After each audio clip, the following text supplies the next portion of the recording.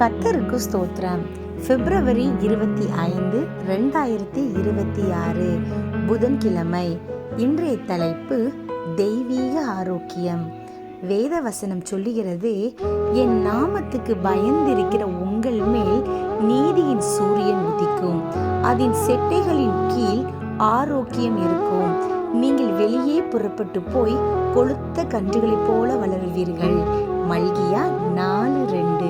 இன்றைய சிந்தனைக்கு, உடலை ஆரோக்கியமாக வைக்க பயிற்சிகளை நம்பு, மனதை ஆரோக்கியமாக வைக்க கர்த்தரை நம்பு.